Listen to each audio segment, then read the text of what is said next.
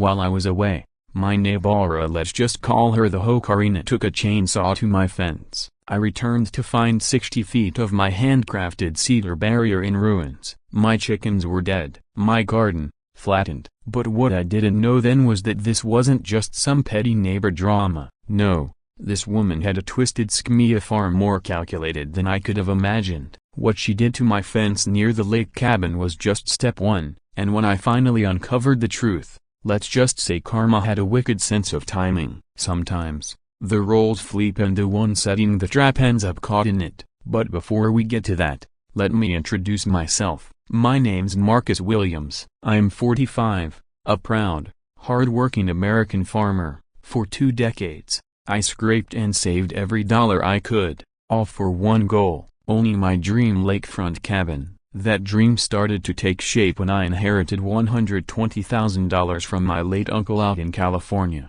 He was the one who always told me, son, the real win in life isn't about beating others, it's about breathing life into the land. At the time, I shrugged it off as good old farm talk. I had no idea how relevant that advice would become later on. With that money in hand, I made a life-changing decision. I sold my inland farm and invested everything into a stunning log cabin by the lake. This wasn't just a home, it was my dream come true. A place where I could grow my own vegetables, raise a small flock of 20 chickens, go fishing at sunrise, and finally live the quiet, fulfilling life I'd always wanted. The cedar fence I built around my property wasn't just decoration, it was essential. It kept my garden and chickens safe from predators like raccoons and coyotes that prowled the nearby woods at night. I constructed that fence board by board with my own hands. It cost me $4,500 and was built with care, pride, and dreams of years of peace ahead. Now, about my neighbor. Enter Deborah Sterling,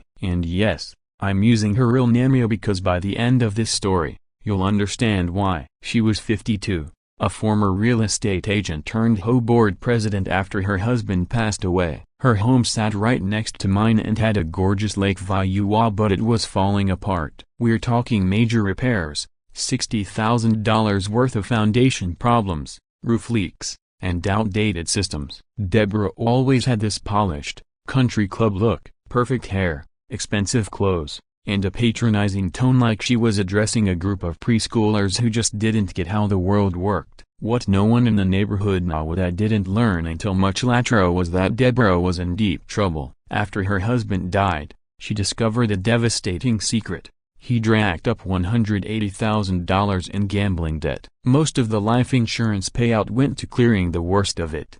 But she still owed $80,000 and the bank was circling. She hadn't paid her mortgage in 4 months. Foreclosure was looming. But I'm getting ahead of myself. Things started going downhill about 3 weeks after I moved in. Deborah wasn't just being unfriendly, she had a plan, a shady, illegal plan. She was trying to offload her property for $650,000 even though its real value was closer to $400,000 by deceiving buyers into thinking they'd have shared lake access through my land. She had already convinced a retired couple from Arizona to put down a $40,000 deposit. Only problem? She needed to make it look like there was a clear path to the lake right through my yard before the final inspection in 2 weeks. So she started subtly. One morning, she approached me at the mailbox with a fake friendly smile and a syrupy tone. "Marcus, I've been thinking about that fence of yours," she began. "It really disrupts the natural flow to the lake,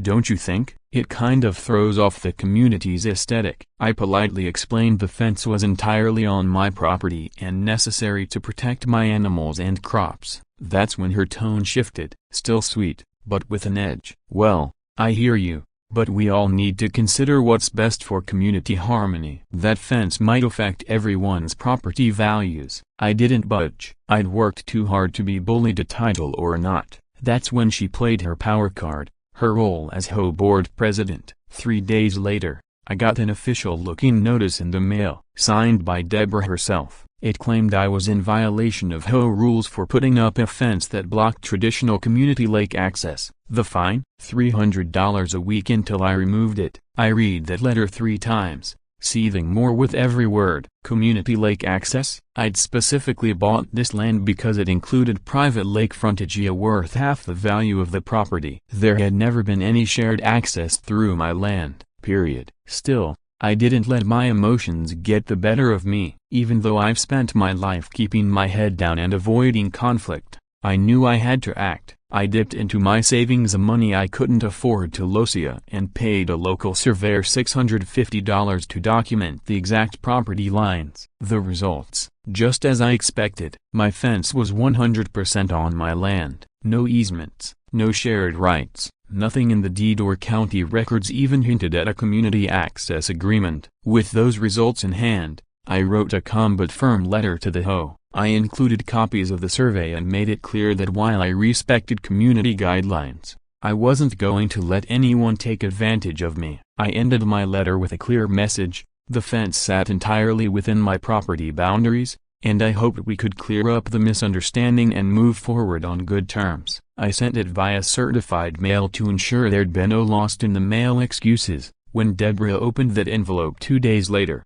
I can only imagine the emotions flashing across her face: shock, fury, and then something far more calculated. This wasn't just irritation, it was personal. In her eyes, some nobody farmer had dared challenge her authority with cold, hard evidence. The buyers were scheduled to return in just a week for the final inspection. And here's the kicker: Deborah had already spent their $40,000 deposit trying to cover her overdue mortgage. If the deal collapsed, she'd lose everything. That night, she stood in her garage, staring at the chainsaw her late husband had left behind still hanging on its old hook. Her mind must have been racing. Sometimes, she reasoned, problems didn't need paperwork or discussions, they needed bold, decisive action. What she didn't realize was that I had already anticipated trouble. Now, here's where you have to ask yourself, what would you do if a neighbor was threatening your home and livelihood? I had plans to visit my daughter Rami in San Francisco that weekend. It would have been our first visit since I'd moved to the cabin, but something about my last interaction with Deborah had set off alarm bells in my gut. Call it instinct, but her expression lingered in my mind like she was sizing me up, calculating her next move. So before I hit the road Friday evening, I made a last-minute decision that changed everything. I scraped together $180 from my already tight budget and picked up a basic home security camera kit. Nothing top of the line, just something to keep watch while I was away. I installed 2 cameras, one pointed toward the fence line, the other covering the chicken coop. As I screwed the last mount into place, I muttered, probably unnecessary. But deep down, I knew better, and looking back, that modest investment might have saved me from losing everything. By Saturday afternoon, around 2:30 p.m., Deborah made her move. She'd timed it perfectly. Most neighbors were off at kids' soccer games or running errands. The lakeside neighborhood was quiet to nothing but the gentle splash of water against the shore. Dressed in an oversized hoodie, ball cap pulled low, and a face mask, she emerged from her garage. She'd even borrowed a friend's pickup truck so no one would recognize her vehicle. This wasn't spur-of-the-moment vandalism. It was deliberate, planned, and executed with precision. She powered up her late husband's high-end battery chainsaw and carved through 60 feet of my cedar fence facing the lake methodically, piece by piece. But she didn't stop there. No, this wasn't just about destruction. It was about spinning a story. Deborah arranged the fallen logs into a neat trail leading from her yard down to the water's edge. Then she added temporary posts with rope to give it the look of a formal path. To complete the illusion, she scattered trash and signs of wildlife, making it seem like people had been using the route for years. I got back late Sunday, drained from the 6-hour drive. The moment I stepped out of my truck, I sensed something was wrong. The usual calm clucks from my chicken coop were replaced with frantic squawking. Something had gone terribly wrong. Then I saw eye to my fence, or what was left of it. The entire section along the lake had been annihilated.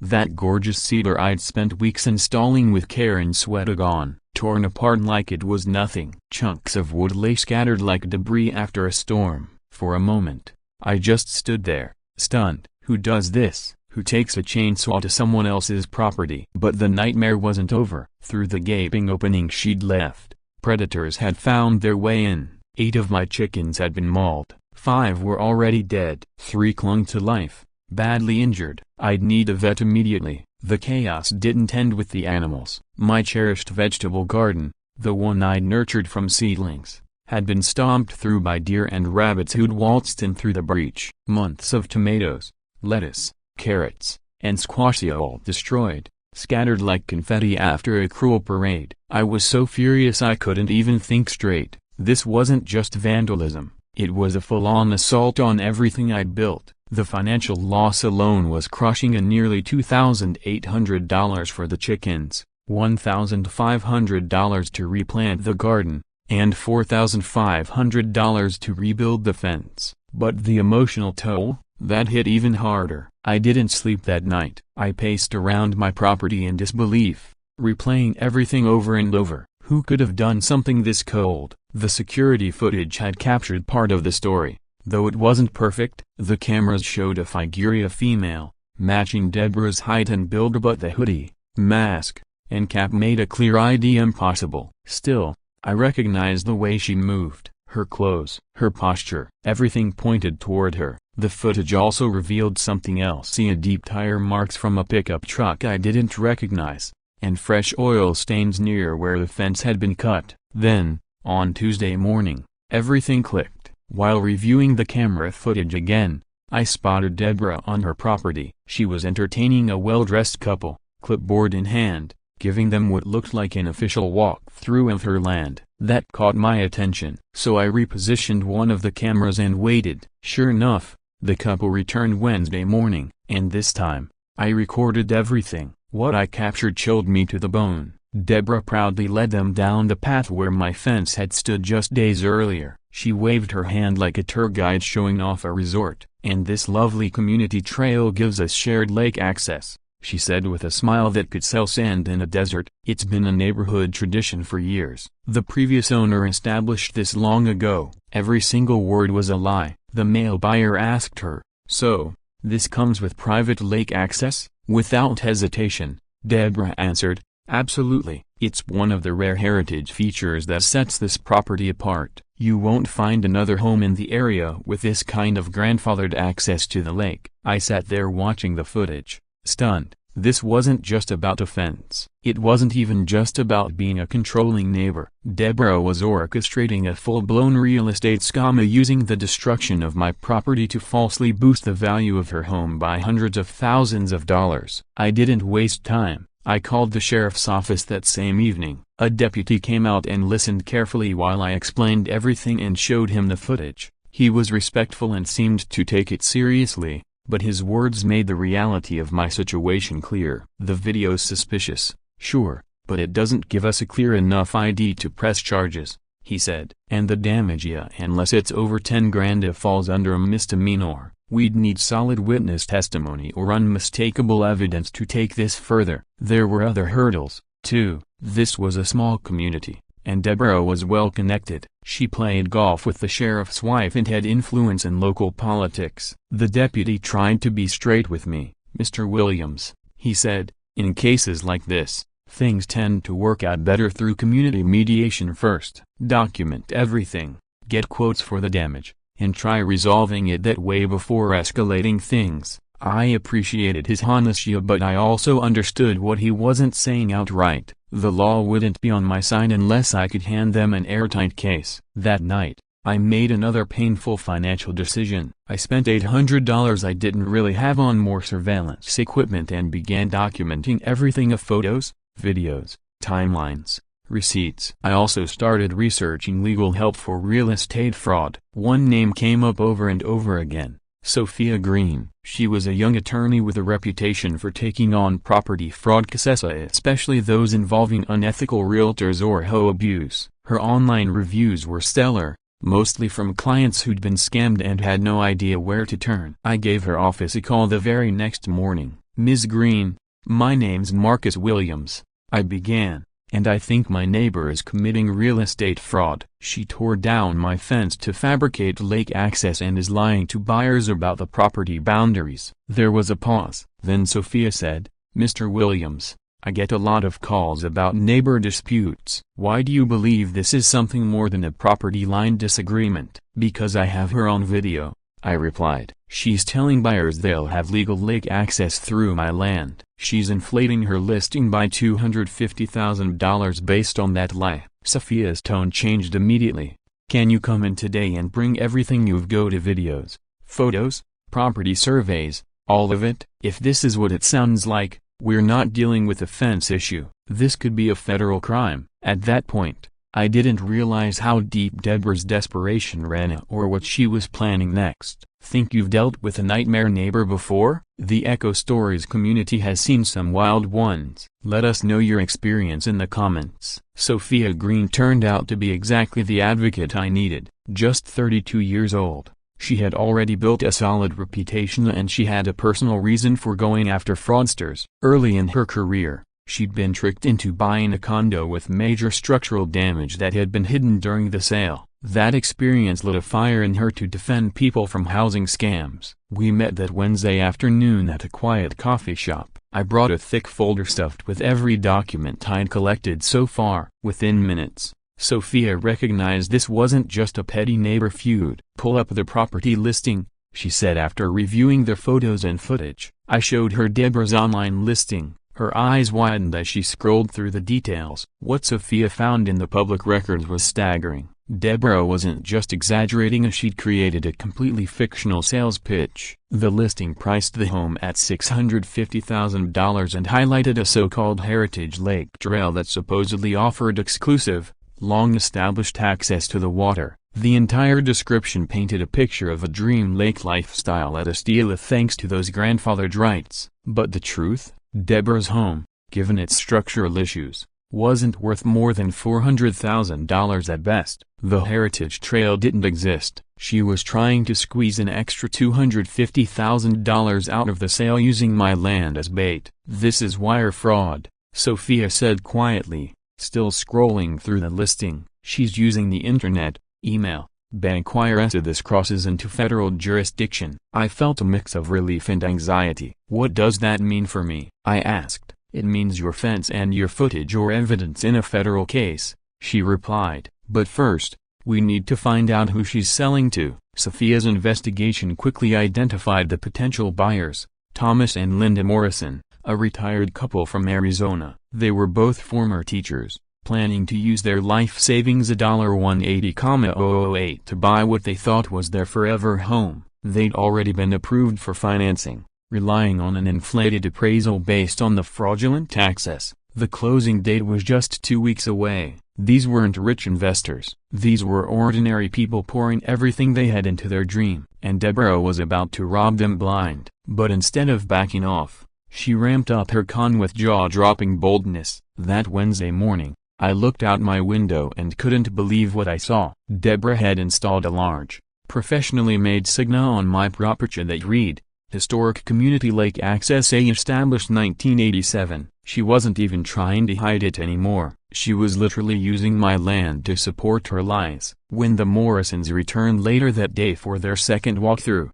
Deborah was in full sales mode. She led them right to the area where my fence used to stand, proudly gesturing at the fake pathway she'd built. I watched from my window as Deborah wove her web of deception. This is one of the last true heritage homes in the area, she said with total confidence. Modern neighborhoods just don't come with grandfathered amenities like this. She even had the buyers pose for pictures beside that fake sign, promising to include the photos with their closing documents as proof of the long-standing lake access. The worst part? They believed every word. I could see the excitement in their faces as they imagined peaceful mornings spent by the water and their golden years. It made me feel sick, knowing they were on the verge of losing their life savings to a manipulative scam. Then Thursday, Camia and Deborah kicked things up another notch. She launched a full-on manipulation campaign within the neighborhood, and it showed me just how deeply she was willing to go to cover her tracks. She hosted an impromptu emergency meeting in her living room, spinning a story that painted me as the villain, an outsider trying to unravel cherished community traditions. I only found out about it because a guilty neighbor told me afterward. She said some of the newer residents don't understand our long-standing values, he told me, and that people like you want to privatize resources we've all shared for generations. Many of the neighbors, not fully understanding what they were signing, ended up supporting a petition to preserve this so-called traditional lake access. They didn't realize they were helping prop up a lie. By Friday, Deborah had escalated to outright harassment. She began tossing trash along my fence line to draw raccoons and pests. She reported me to the county for operating an illegal chicken coop. She even had her friends take turns blocking my driveway and mailbox with their parked vehicles. But the boldest stunt of all? She set up a folding table and chairs right on my land and hosted a little gathering there. People took photos, laughed, and chatted like it was a regular picnic spot. She wasn't just trying to make it look like the area had always been public, she was actively creating a fake history. I documented everything, but still felt powerless. Each day brought a new invasion of my rights, and watching it unfold left me exhausted and angry. Then came Friday night and what looked like a devastating blow. Through my window, I watched Deborah standing on her deck, clinking champagne glasses with the Morrison couple. They were beaming, shaking her hand, clearly thrilled. Deborah's voice carried across the yards. "Thank you both so much. This worked out perfectly for everyone." My heart sank. I grabbed my phone and called Sophia in a panic. "I think we're too late," I said. "It looks like they signed the deal." Sophia's voice was grim. "If they've wired funds based on false information, then we're officially dealing with federal wire fraud. But if the transaction has already closed, it'll be much harder to help them recover the money anytime soon."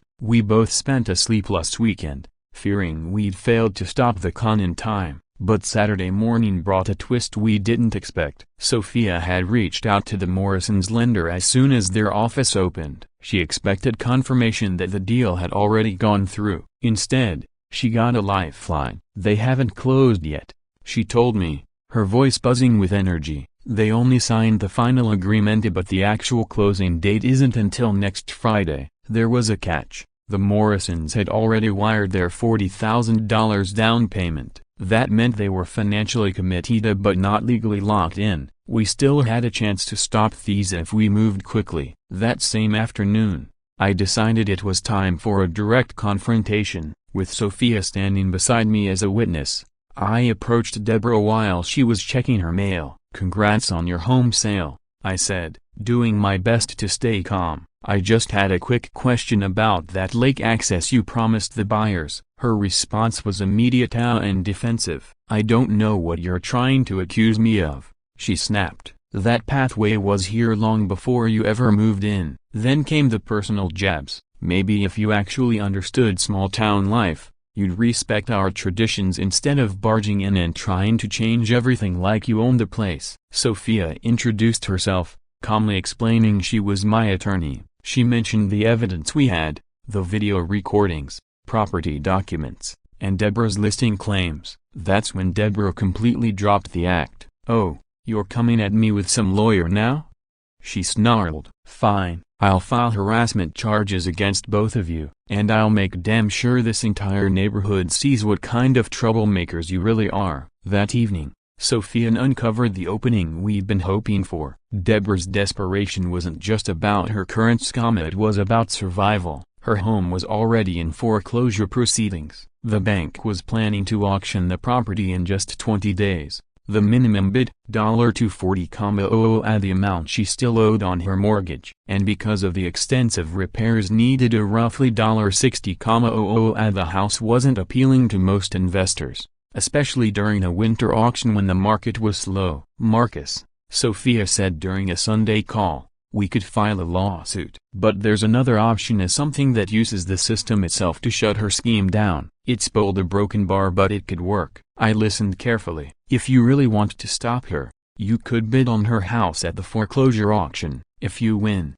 she'd need your permission to access the lake she's been lying about. Every single falsehood she's told would become part of a property you control." The poetic justice hit me hard. I remembered my uncle's words, "A real victory isn't about tearing others down, it's about bringing the land to life." "You're telling me I could actually own her house?" I asked. Sophia nodded. and turn every lie she spun into leverage you legally control. What I didn't realize at that moment was that doing so would require an enormous sacrifice, one that would challenge everything I thought I knew about myself. Ever wondered how far you'd go to protect your home and your name? Drop your thoughts below. Echo Stories isn't just about wild neighbor tales, it's about people like you.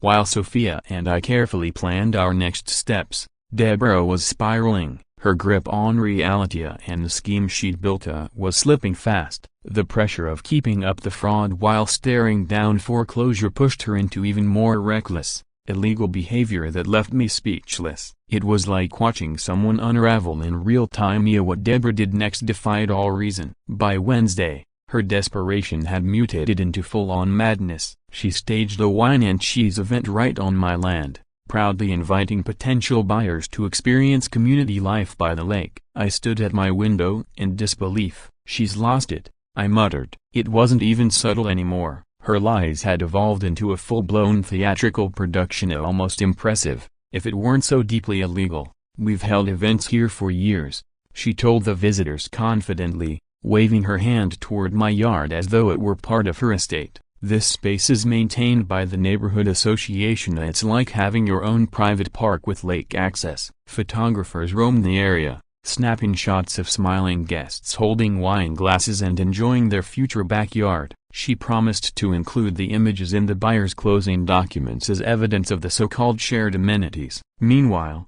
I was inside my home, phone in hand, recording everything. What I was witnessing wasn't just a scam, it was a professional-grade real estate con, and my property had become her stage set. The next day, Deborah escalated yet again.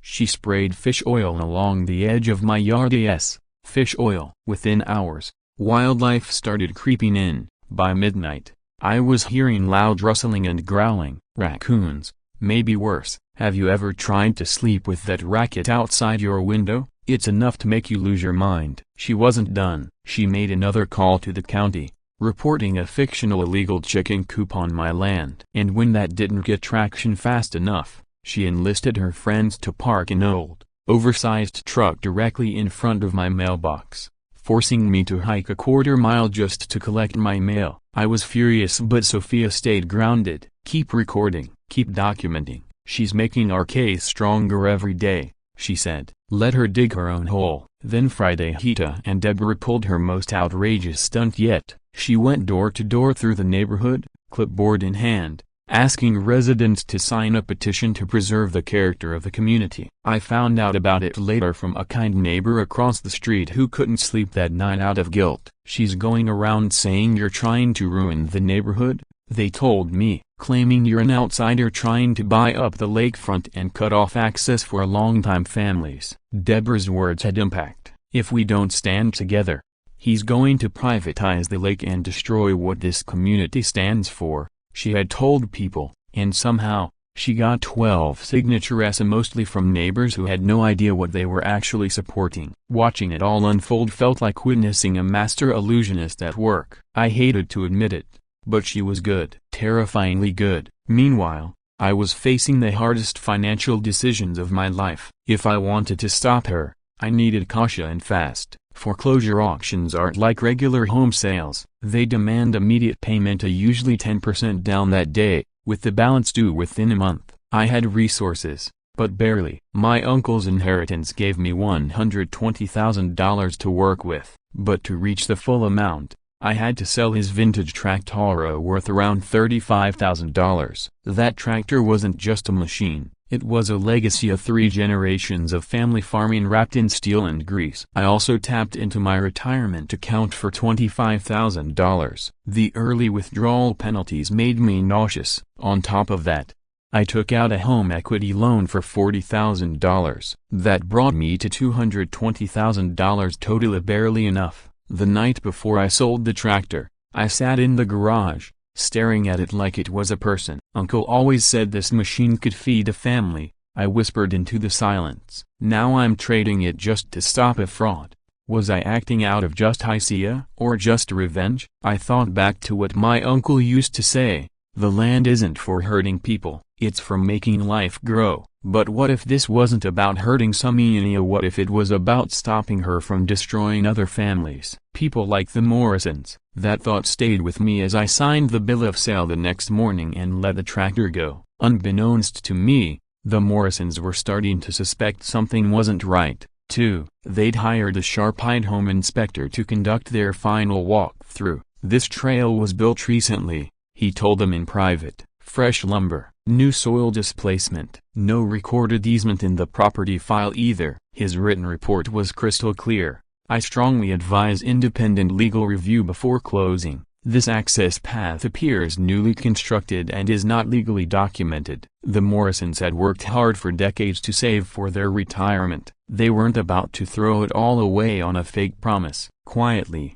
they brought in their own attorney. Then Friday morning came and nearly shattered everything. My credit union called. Mr. Williams, we're currently experiencing system-wide issues with our loan disbursements. The rep said, there's a chance your funds won't be available by Monday. I froze. How long are we talking? Could be days, maybe a week. We honestly don't know yet. I immediately called Sophia. She wasted no time. She reached out to a law school friend who now managed the bank's commercial lending division. This is urgent, she told her. My client has everything in order, excellent credit, documented equity, but if these funds don't land by Monday morning, he misses a once-in-a-lifetime chance to stop a crime in progress. By Sunday evening, the bank manager called back. We're going to push this through. He'll have the funds by auction time. I felt like I could breathe again until Sunday night. Deborah had received her foreclosure auction notice in the mail, and apparently,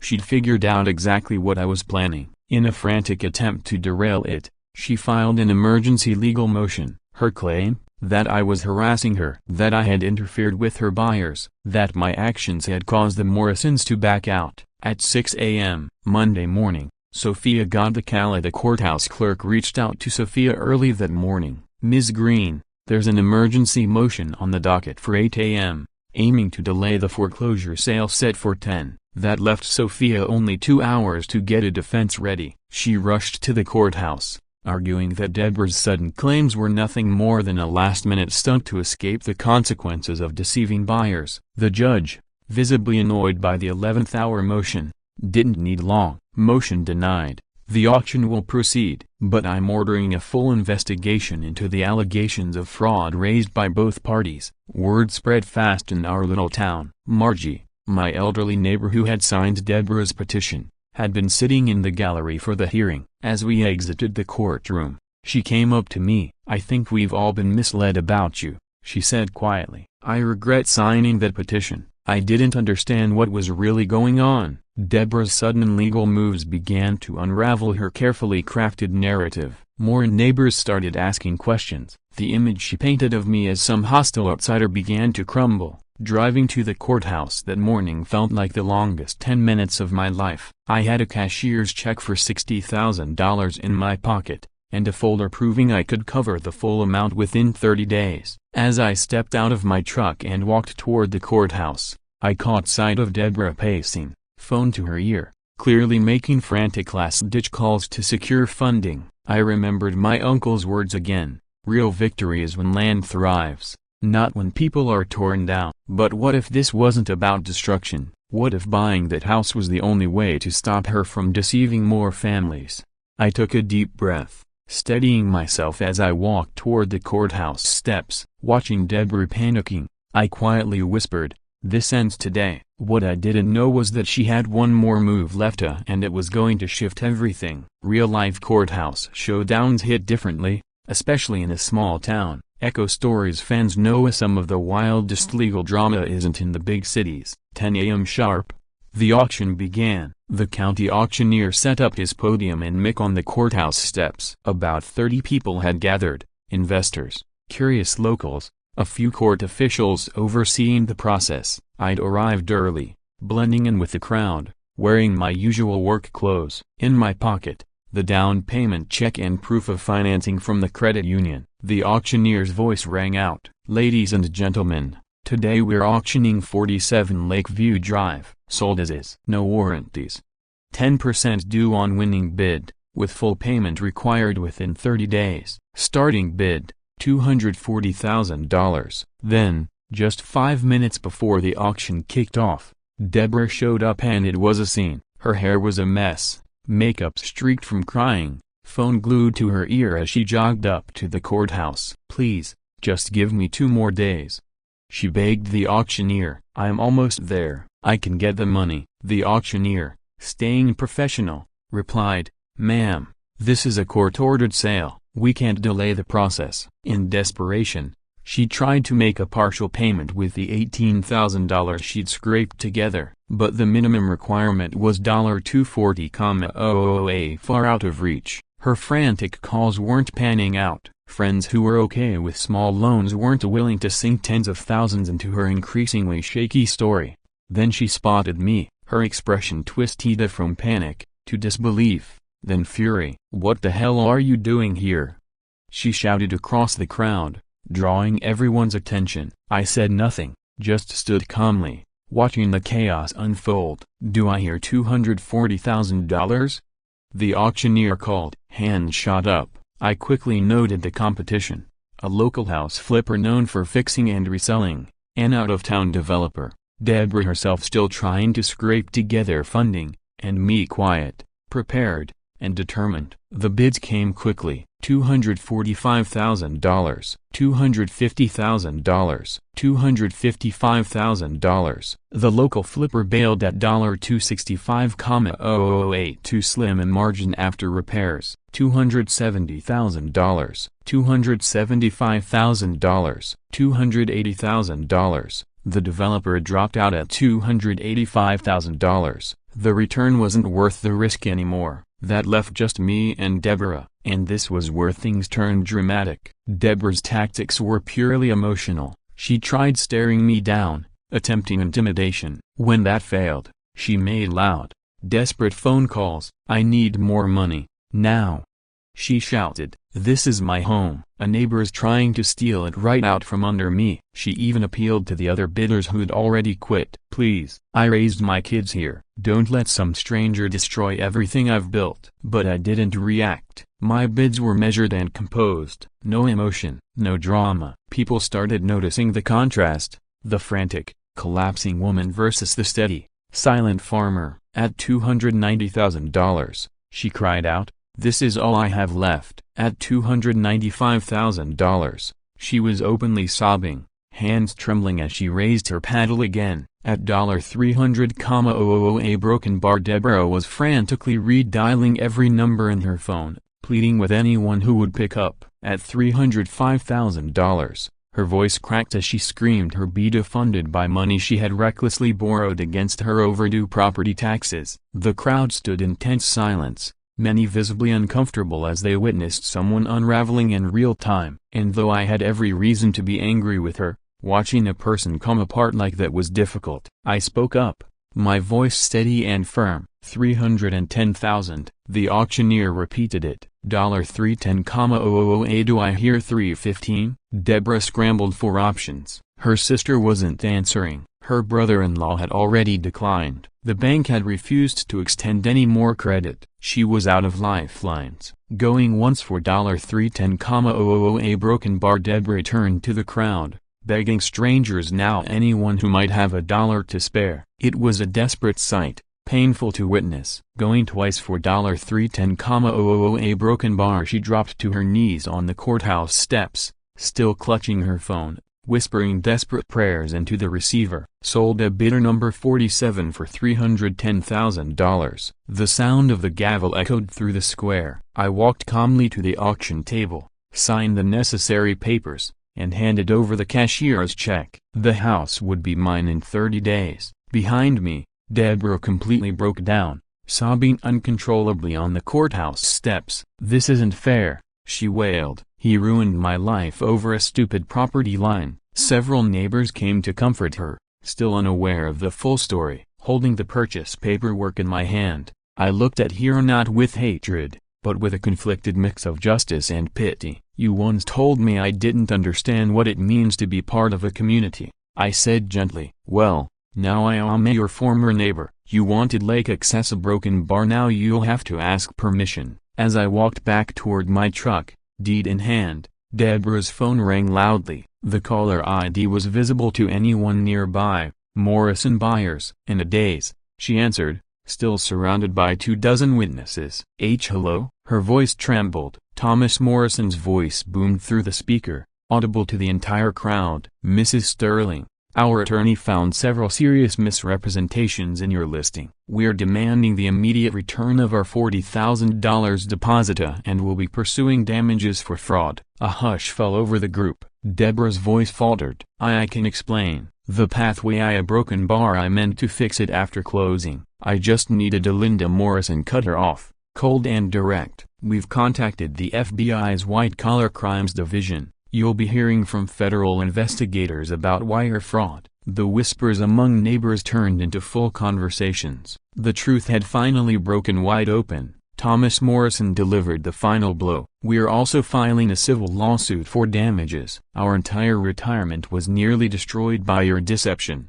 Deborah dropped her phone and stared at me in utter disbelief. You a broken bar? You set this all up, she whispered, eyes wide with realization. I met her gaze and replied firmly, no, ma'am, you set this in motion the moment you chose lies over honesty. I simply defended what was mania and stopped others from being hurt. The entire crowd was silent, finally seeing the full scope of the truth. I had won the auction, but what I didn't know then was that the real story was just beginning. I had secured the property, but what would I uncover the first time I stepped through that front door? Justice had been served. But at what cost? What do you think I should do with the property now? The aftermath hit Deborah harder than I ever imagined. Within just 2 days, everything she had built came crashing down. The Morrisons' attorney filed a formal fraud complaint and a civil lawsuit demanding the full return of their $40,000 deposit, another $35,000 in punitive damages, and all legal fees. The FBI's White-Collar Division opened an official case. The charge? Interstate wire fraud. And yes, I'll admit after everything she put me through, watching her finally face real consequences felt a broken bar vindicating. The state's real estate board quickly launched their own investigation. The result? Deborah's license was permanently revoked. Even worse, the county prosecutor began reviewing charges for forgery, destruction of HOA property records, and broader real estate fraud. But the financial damage was just the beginning of her fall. Deborah had borrowed the money she bid with from family members, promising she'd win back the house and repay them immediately. Now she owed them $35,000 with nothing to show for it. Within a week, she had no choice but to file for bankruptcy. That process exposed everything: her gambling debts, the falsified documents, the tangled lies. The fallout extended far beyond court records. The local newspaper ran the story front and center. Former HOA president faces federal charges in real estate scam. The article exposed how she had used her leadership position to mislead neighbors and trick innocent buyers. Online, her social media exploded, flooded with angry comments from neighbors who realized they'd been manipulated. People who had stood by her now turned their backs. Former friends ghosted her entirely. The HOA board acted fast, voting to remove her pending the outcome of her criminal case. But perhaps the harshest blow of all came from her own family. 3 days after the auction, her daughter called. "Mom," she said, "I can't let my kids be around this anymore. We won't see you again until you get help and make things right." As Deborah's life crumbled, I stood at a personal crossroads. What kind of man did I want to be next? And I heard my uncle's words again, clear as ever. Real victory. A broken bar is making the land live. Real victory is breathing life into the land, my uncle used to say, not tearing others down. I could have acted out of bitterness. I could have torn that house down just to make a point, or turned it into something that would forever haunt Deborah. But instead, I chose a different route, one I know would have made my uncle proud. The first thing I did was practical. I brought in a crew and invested $65,000 into proper repairs. New roofing, reinforced foundation, updated electrical and plumbing systems, in a kind of work Deborah had never been able to complete. Then came the landscaping. I created a design that blended both properties into a seamless, beautiful whole. But my favorite change was converting the garage into a woodworking shop, a space where I could build handcrafted furniture, continuing the tradition my uncle passed down to me. That house would now stand for creativity and growth, not deceit. I also rebuilt the fence taller, stronger, and made from premium materials, but instead of it being a wall, I designed it as a statement piece. It marked boundaries without breeding division. Next came healing the community. I hosted a neighborhood cookout, and nothing fancy, just good food, honest conversation, and the truth laid bare. I walked through the timeline, shared documents, and made it clear I wasn't looking for pity. Some of you supported a cause you thought was about protecting the neighborhood? I told them, but Deborah played us all. What matters now is how we move forward it together. I began donating excess vegetables from my expanded garden to the local food pantry. I started offering farm tours to local school children, teaching them about sustainable agriculture. Most importantly, I ran for and joined the HOA board. We instituted transparency measures, started a fraud awareness program, and built a support network for residents facing shady property deals. The Morrison family's legal win was thorough and satisfying. They got back their $40,000 deposit, plus $35,000 in punitive damages and full coverage for legal costs. A court order guaranteed wage garnishments from Deborah for 7 years to repay the debt. But the most meaningful thing was the friendship that blossomed between me and the Morrisons. They traveled all the way from Arizona just to say thank you. We came to apologize, Thomas Morrison said as he stepped onto my farm. We nearly bought Aaliyah and almost lost everything because of it. You stopped that, Linda added. We've seen what you've built. You turned deception into beauty. They became regulars at my farm stand and even helped promote my new bed and breakfast back in Arizona. From fraud victims to trusted friends, there was something poetic about that. 6 months after the auction, Deborah's downfall was absolute. She was living in a budget extended stay motel 40 miles away, bagging groceries for minimum wage. Her bankruptcy was finalized, her credit wrecked for the next 10 years. Her family had cut ties. The community wanted nothing to do with her. Sometimes she'd drive past her old neighborhood and glimpse what the place had become, but she never stopped, never tried to reach out. The federal case ended with probation and mandatory community service, but the criminal record would follow her forever. Every job application, every housing form her past would be right there in bold. I only saw her one more time 6 months later, at the grocery store. She was at the checkout, name tag on, looking older, smaller. When she recognized me, she said quietly, "I hope you're happy. You ruined my life over a stupid piece of land." My response was calm and honest. "No, Mrs. Sterling, you ruined your life the moment you chose deception over truth. I just protected what was mine and helped others avoid being hurt the way I nearly was." "So this was revenge?" she asked bitterly. "My uncle always said, actions have consequences.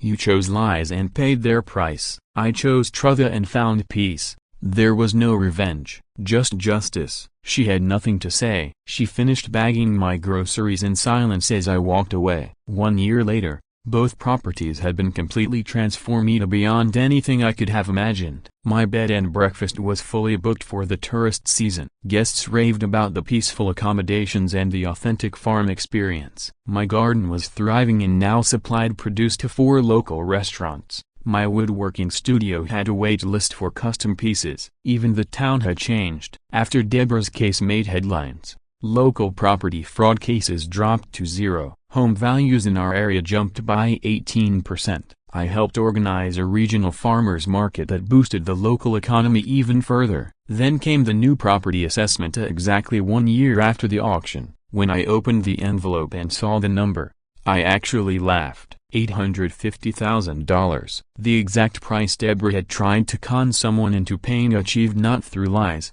but through real value and hard work. She had sold a fantasy. I built the reality. Looking back, I now know the best revenge isn't revenge at all. It's choosing to build something honest, beautiful, and lasting. My uncle was right. True victory doesn't come from defeating others, it comes from bringing life to the land and peace to your soul. Deborah made her choices and reaped the consequences. I made mania and found a future I never expected. If there's a lesson here, it's this: truth takes its time, but it always shows up. And when it does, It balances everything with perfect precision. If this story gave you even a flicker of hope that truth still wins, let us know. At Just Stories, we share real tales where karma does what karma does best. Thanks for listening, and we'll see you in the next story.